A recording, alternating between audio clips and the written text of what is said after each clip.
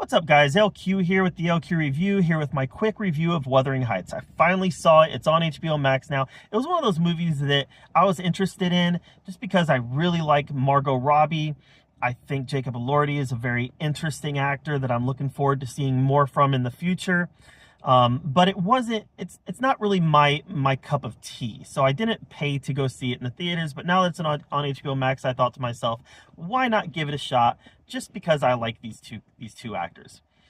And I thought honestly, at the beginning I thought I'm going to plug this I'm going to turn this on and kind of watch it while I'm doing some work. I pulled out some work for my job and I started working on it while I had it on, and before I knew it, I was fully invested in the movie.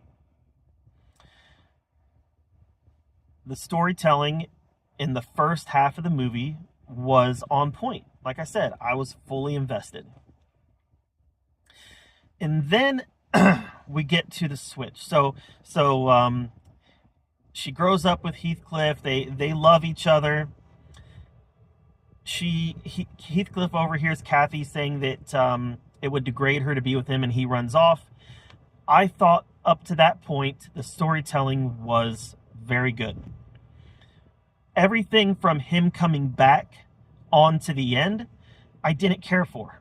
I thought that it was, excuse me, I thought that it was very unrealistic storytelling. I thought that it was crazy to me that these two people didn't see just how toxic and codependent that they were on each other and how toxic that their relationship was. Like, I feel like normal adults are going to understand this isn't good for me. I have to stop doing this. But maybe not. You know, I've been in a loving, faithful marriage for 20 years now. So maybe there are people out there who follow their primal instincts, and I'm sure there are. So there might be some people who watched Wuthering Heights and related to it a lot more than I did. I didn't. All I saw was two toxic people who were terrible for each other, and it led them down a path of destruction. Again, probably the point of the movie. It was a little Romeo and Juliet-esque in that vein, that their relationship led them to destruction. Ultimately, Kathy dies, and Heathcliff ends up having to live the rest of his life in the pain that he's going to suffer without her.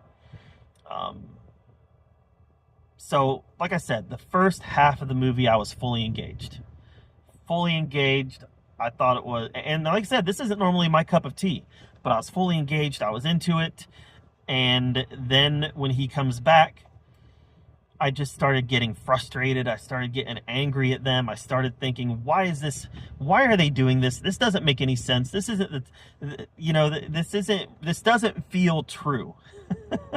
And like I said, other people might watch this and take away something else, but that was definitely my takeaway, was just frustration and anger at this toxicity that was on display. And like I said, I'm sure that's the point. Still didn't like it.